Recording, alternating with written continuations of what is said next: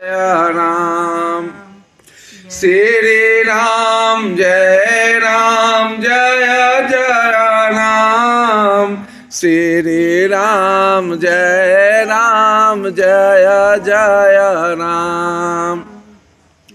कुंजर मणिकंठा कलित रामा ओढ़निन तुलसी कमाल सिया रामा वीर सभा कांदा के हरि रामा ठवनि बलनिधि बाहु विशाल सिया रामा मंगल भवन मंगल हारी दर्वहु सुदशरथ अजर बिहारी। जय श्री राम जय जय सिया राम पार्वती पति हरे हरे। हृदयों पर गज मुक्ताओं के सुंदर कंठे और तुलसी की मालाएं सुशोभित हैं। उनके कंधे बैलों के कंधे की तरह ऊंचे तथा पुष्ट हैं। एड़ खड़े होने की शान सिंह की सी है और भुजाएं विशाल एवं बल की भंडार है। कमर में तरकस और पीताम्बर बांधे हैं। दाहिने हाथों में बाण और बाएं सुंदर कंधों पर धनुष तथा पीले जग्गोपवीत जनेऊ सुशोभित है। नख से लेकर शिखा तक सब अंग सुंदर है। उन पर महान शोभा छाई हुई है। उन्हें देखकर सब लोग सुखी हुए। नेत्र एकटक निमेष शून्य है और तारे पुतलियां भी नहीं चलते। जनक जी दोनों भाइयों को देखकर हर्षित हुए। तब उन्होंने जाकर मुनि के चरण कमल पकड़ लिए। करी बिनती निज कथा सुनाए रंग अवनि सब मुनहि देखाई। जहाँ जहाँ जाहि कुंवर वर दो तहाँ तहाँ चकित चितव सब को। बेनती करके अपनी कथा सुनाए और मुनि को सारी रंगभूमि जगशाला दिखलाए। मुनि के साथ दोनों श्रेष्ठ राजकुमार जहाँ जहाँ जाते हैं वहाँ वहाँ सब कोई आश्चर्यचकित हो देखने लगते हैं। निज निज रुख राम ही सब देखा को न जान कछु मरम विशेषा। भली रचना मुनि निर्पसन कहायो राजा मुदित महासुख लायो। सबने राम जी को अपनी अपनी ओर ही मुख किए हुए देखा, परंतु इसका कुछ भी विशेष रहस्य कोई नहीं जान सका। मुनि ने राजा से कहा, रंगभूमि की रचना बड़ी सुंदर है। विश्वामित्र जैसे निस्पृह विरक्त और ज्ञानी मुनि से रचना की प्रशंसा सुनकर राजा प्रसन्न हुए और उन्हें बड़ा सुख मिला। सब मंचन ते मंचु एक रामा सुंदर विशद विशाल सिया रामा। मुनि समेत दो बांधो रामा तहाँ बैठा रे महिपाल सिया रामा। जय सिया राम जय जय सिया राम पार्वती पत हरे हरे। जय जय जय सिया राम जय जय सिया राम पार्वती पते हरे हरे। सब मंचों से एक एक मंच अधिक सुंदर, उज्जवल और विशाल था। स्वयं राजा ने मुनि सहित दोनों भाइयों को उस पर बैठाया। प्रभु को देखकर सब राजा हृदय में ऐसे हार गए, निराश एवं उत्साहहीन हो गए, जैसे पूर्ण चंद्रमा के उदय होने पर तारे प्रकाशहीन हो जाते हैं। उनके तेज को देखकर सबके मन में ऐसा विश्वास हो गया कि प्रभु श्री रामचंद्र जी ही धनुष को तोड़ेंगे, इसमें संदेह नहीं है। बिनु भाजहु भव धनुष विशाला, मेलहि सिए राम उर्माला। अस विचार गबनहु घर भाई, जसु पर तप बल तेजु गमाई। बिहसे अपर भूप सुनि बानी, जे अविवेक अंध अभिमानी। तोड़े हूँ धनुष ब्याहु अब गाहा, बिनु तोरे को कुंवर बिहाहा। एक बार कालौ किन हो, सियहित समर जितब हम सो। यह मुनि अवर महिम मुस्काने, धर्मशील हरि भगत सयाने।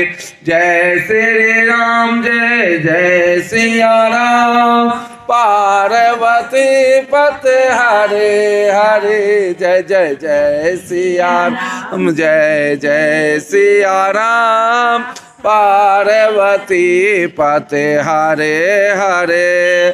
श्री राम जय जय राम, श्री राम जय जय राम। जय जय श्री राम जय राम जय जय राम, श्री राम जय जय राम।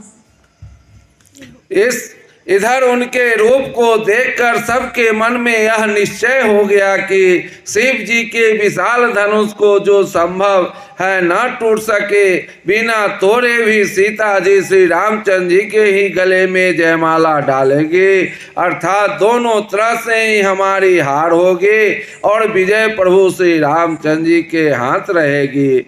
यों सोचकर वे कहने लगे, हे भाई, ऐसा विचार कर यश प्रताप बल और तेज गंवाकर अपने अपने घर चलो। दूसरे राजा जो अविवेक से अंधे हो रहे थे और अभिमानी थे, यह बात सुनकर बहुत हंसे। उन्होंने कहा, धनुष तोड़ने पर भी विवाह होना कठिन है, अर्थात सहज ही में हम जानकी जी को हाथ से जाने नहीं देंगे। फिर बिना तोड़े तो राजकुमारी को ब्याह ही कौन सकता है, काल ही क्यों न हो, एक बार तो सीता के लिए उसे भी हम युद्ध में जीत लेंगे। यह घमंड की बात सुनकर दूसरे राजा जो धर्मात्मा हरि भक्त और सयाने थे मुस्कुराए। उन्होंने कहा, गर्व दूर करे निपन के, सिए बियाह विराम। गर्व दूर करे निरपेह के रामा, सिए बियाह विराम सिया रामा। दशरथ के रन बांकुरे रामा, जीत को सक संग राम सिया रामा। दूर करे निरपन के रामा, सिए बियाह विराम सिया रामा।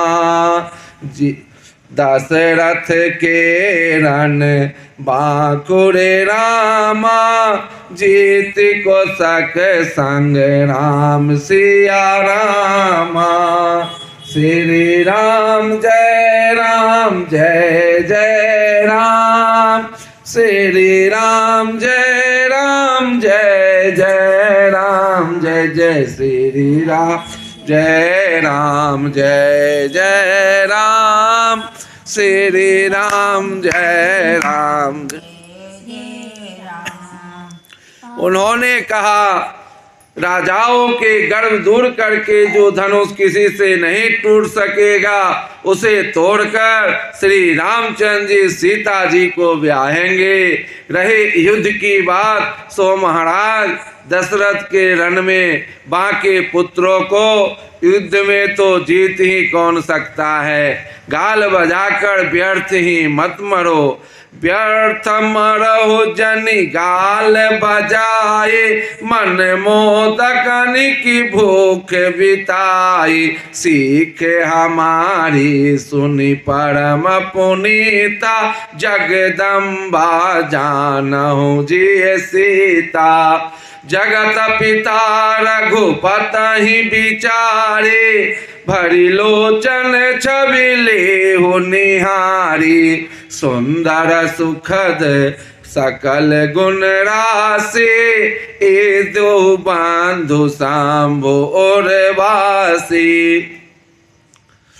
गाल बजाकर व्यर्थ ही मत मरो, मन के लड्डुओं से भी कहीं भूख बुझती है क्या। हमारे परम पवित्र निष्कपट सीख को सुनकर सीता जी को अपने जी में साक्षात माँ जगत जननी समझो। उन्हें पत्नी रूप में पाने की आशा एवं लालसा छोड़ दो और प्रभु श्री रामचंद्र जी को जगत का पिता परमेश्वर विचार कर नेत्र भरकर उनकी छवि देख लो। ऐसा अवसर बार बार नहीं मिलेगा। सुंदर सुख देने वाले और समस्त गुणों की राशि ये दोनों भाई शिव जी के हृदय में बसने वाले हैं। स्वयं शिव जी भी जिन्हें सदा हृदय में छिपाए रखते हैं, वे तुम्हारे नेत्रों के सामने आ गए हैं। सुधा समुद्र समीप बिहाए, मृग जलु निरखी मरहु कत धाई, करहु जाय जा कहूँ जोई भावा, हम तो आजो जन्म फल पावा।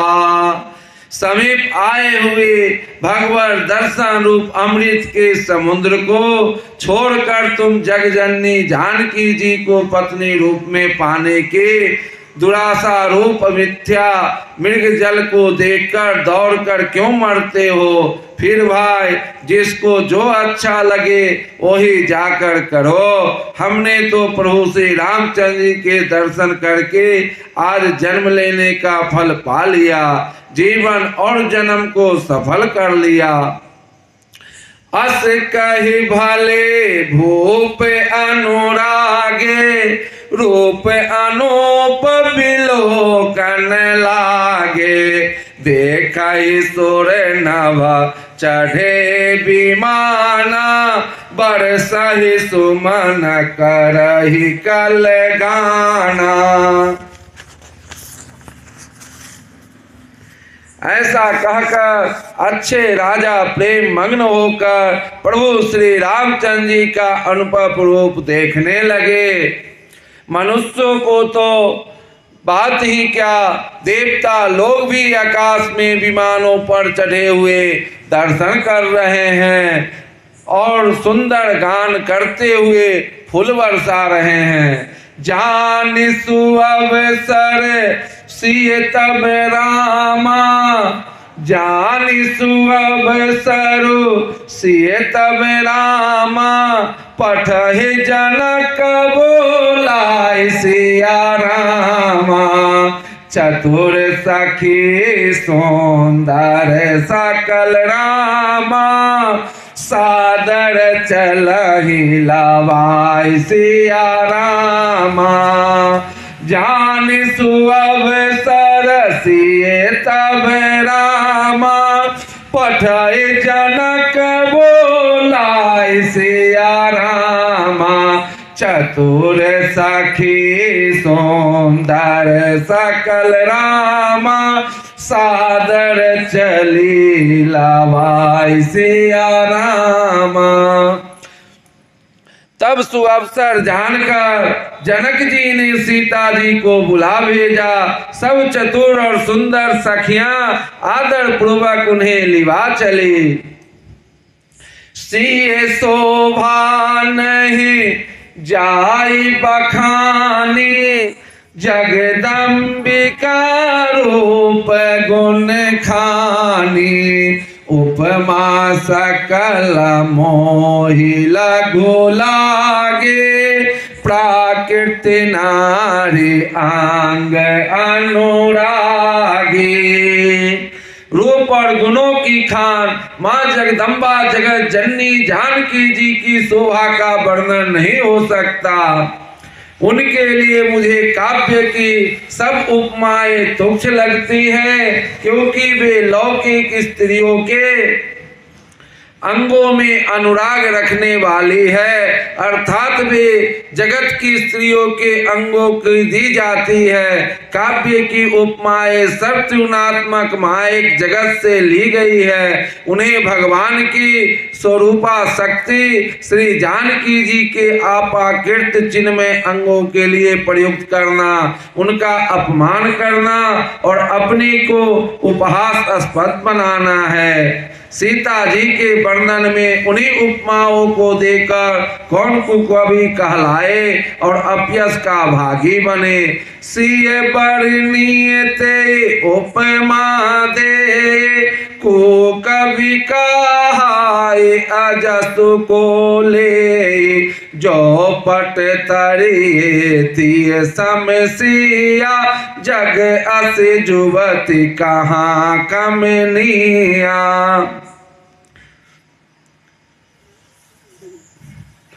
यदि किसी स्त्री के साथ सीता जी की तुलना की जाए तो जगत में ऐसी सुंदर युवती है ही कहाँ जिसकी उपमा उन्हें दी जाए।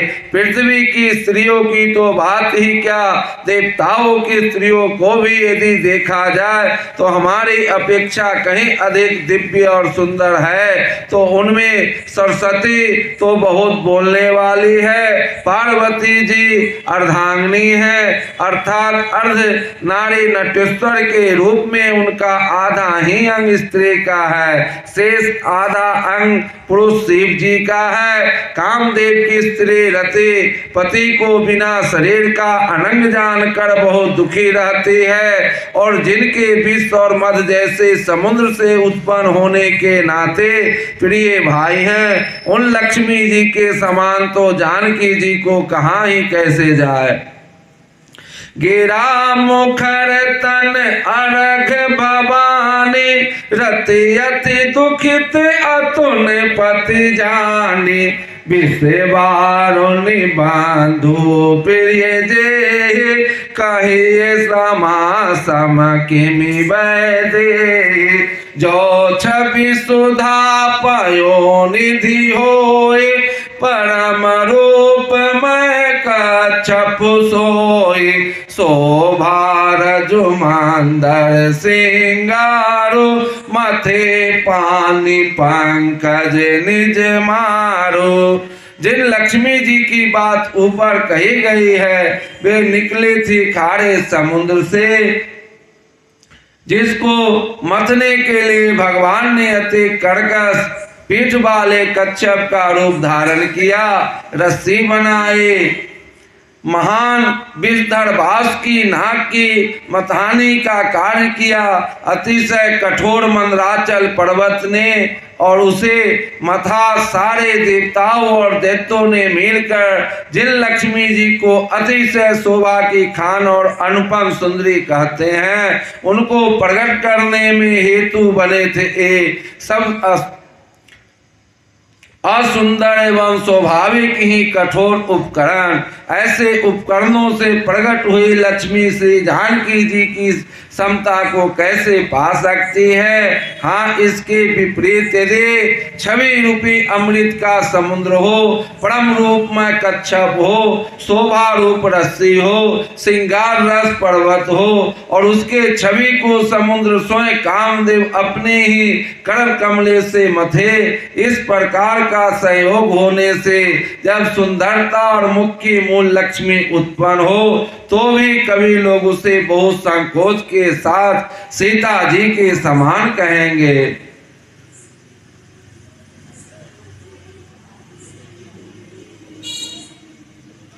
यही विधि उपजय लक्ष्य जब रामा, सुंदरता सुख मूल सिया रामा।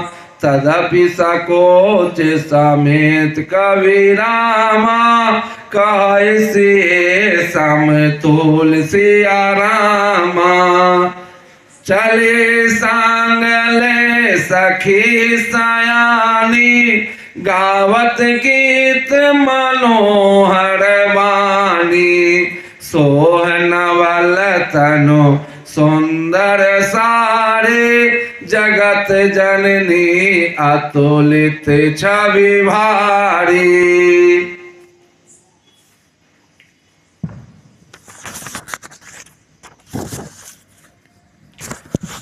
सयानी सखियां सीता जी को साथ लेकर मनोहर वाणी से गीत गाती हुई चली। सीता जी के नवल शरीर पर सुंदर साड़ी सुशोभित है। जगजननी जी की महान छवि अतुलनीय है। सब आभूषण अपनी अपनी जगह पर शोभित है, जिन्हें सखियों ने अंग अंग में भली भांति सजाकर पहनाया है। जब सीता जी ने रंगभूमि में पैर रखा तब उनका दिव्य रूप देखकर स्त्री पुरुष सभी मोहित हो गए। भूषण सकल सुदेश सुहाए, आंग आंग रचि सखिन बनाए। रंग भूमि जब सिय पगुधारे, देखे रूप मोहे नर नारी। हरस सुरन दांदो भी बजाए, बरस परसों ने अप्सरा गाई।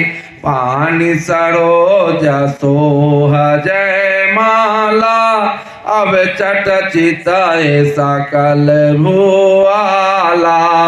सिए चकित चित राम ही चाहा, भय मोह बस सब नर नाहा। मुनि समीप देखे दो भाई, लगे ललकी लोचन निधि पाई। सब आभूषण अपनी अपनी जगह पर शोभित है, जिन्हें सखियों ने अंग अंग में भली भांति सजाकर पहनाया है। जब सीता जी ने रंगभूमि में पैर रखा तब उनका दिव्य रूप देखकर स्त्री पुरुष सभी मोहित हो गए। देवताओं ने हर्षित होकर नगाड़े बजाए और पुष्प बरसाकर अप्सराएं गाने लगे। सीता जी के कर कमलों में जयमाला सुशोभित है। सब राजा चकित होकर अचानक उनकी ओर देखने लगे। सीता जी चकित चित्त से प्रभु श्री रामचंद्र जी को देखने लगे। तब सब राजा लोग मोह के वश हो गए। सीता जी ने मुनि के पास बैठे हुए दोनों भाइयों को देखा तो उनके नेत्र अपना खजाना पाकर ललचाकर वहीं प्रभु श्री राम जी में जा लगे, स्थिर हो गए। परंतु गुरुजनों के लाज से तथा बहुत बड़े समाज को देखकर सीता जी सकचा गए। गुरुजन लाज समझु बर रामा, देखिए सकुचान सिया रामा। लागे बिलोकन सखिन तन रामा, रघुवीर ही ओरे आन सिया रामा। राम जरताए मति हमारे अस दे सुहाई। बिनु विचार पनु तजि नर नाहु, सिए राम कर करयो विवाहो। परंतु गुरुजनों की लाज से तथा बहुत बड़े समाज को देखकर सीता जी सकचा गए। वे श्री रामचंद्र जी को हृदय में लाकर सखियों की ओर देखने लगे। प्रभु श्री रामचंद्र जी का रूप और सीता जी की छवि देखकर स्त्री पुरुषों ने पलक मारना छोड़ दिया। सब एकटक उन्हीं को देखने लगे। सभी अपने मन में सोचते हैं पर कहते सकचाते हैं। मन ही मन वे विधाता से विनय करते हैं, हे विधाता भला संसार उन्हें भला कहेगा, क्योंकि यह बात सब किसी को अच्छी लगती है। हठ करने से अंत में ही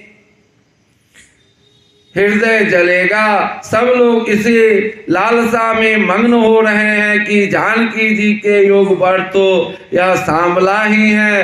तब राजा जनक ने बंदी जनों भाटों को बुलाया। वे वृंदावली वंश की कीर्ति गाते हुए चले आए। राजा ने कहा, जाकर मेरा प्रण सबसे कहो। भाट चले। उनके हृदय में कम आनंद न था। बोले बांधे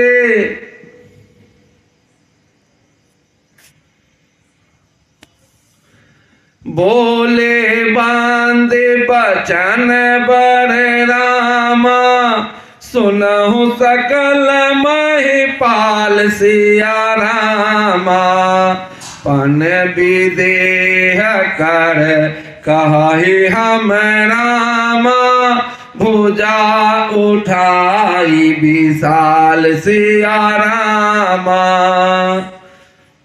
भाटों ने श्रेष्ठ वचन कहा, हे पृथ्वी की पालना करने वाले सब राजागण सुनिए। हम अपनी भुजा उठाकर जनक जी का विशाल प्रण कहते हैं।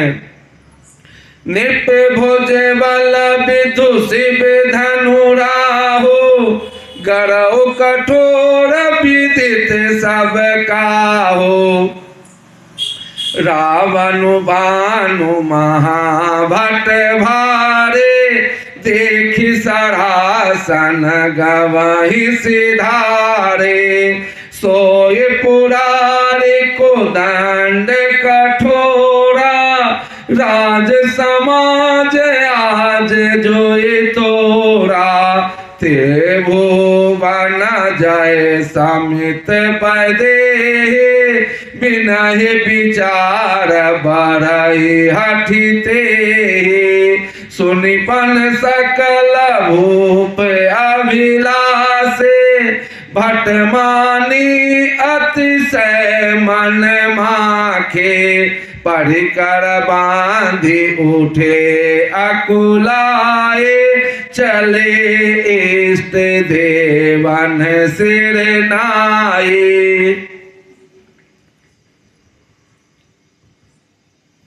राजाओं की भुजाओं का बल चंद्रमा है, शिव जी का धनुष राहु है। वही भारी है, कठोर है, यह सबको विदित है। बड़े भारी योद्धा रावण बानासुर भी इस धनुष को देखकर गौ से चुपके से चलते बने। उसे उठाना तो दूर रहा, छूने तक की हिम्मत न हुई। उसे शिव जी के कठोर धनुष को आज इस राज समाज में जो भी तोड़ेगा, तीनों लोगों को विजय के साथ ही उनको जानकी जी बिना किसी विचार के हठ पूर्वक वरण करेंगे। प्रण सुनकर सब राजा ललचा उठे। जो वीरता के अभिमानी थे वे मन में बहुत ही तमतमाए, कमर कसकर अकुलाकर उठे और अपने इष्ट देवों को सिर नवाकर चले। वे तमक्कर बड़े ताव से शिव जी के धनुष की ओर देखते हैं और फिर निगाह जमाकर उसे पकड़ते हैं। करोड़ों भांति से जोर लगाते हैं पर वह उठता ही नहीं। जिन राजाओं के मन में कुछ विवेक है वे धनुष के पास ही नहीं जाते। वे मूर्ख राजा तमक कर किटकिटाकर धनुष को पकड़ते हैं, परंतु जब नहीं उठता तो लजाकर चले जाते हैं। मानो वीरों की भुजाओं का बल पाकर वह धनुष अधिक अधिक भारी होता जाता है। तमक धरहि धनु मृत निपनाम, उठई न चलहि लजाई सिया राम।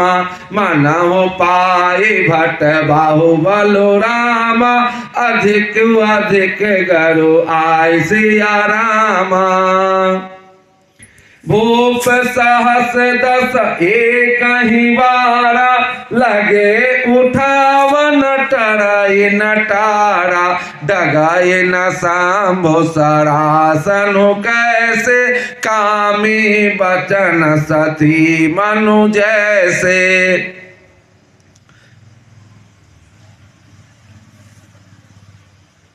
वे मूर्ख राजा तमक कर किटकिटाकर धनुष को पकड़ते हैं, परंतु जब नहीं उठता तो लजाकर चले जाते हैं। मानो वीरों की भुजाओं का बल पाकर वह धनुष अधिक अधिक भारी होता जाता है। तब 10,000 राजा एक ही बार धनुष को उठाने लगे, तो भी वह उनके टाले नहीं टलता। शिव जी का वह धनुष कैसे नहीं दिखता था, जैसे कामी पुरुष के वचनों से सती का मन कभी नहीं चलायमान नहीं होता।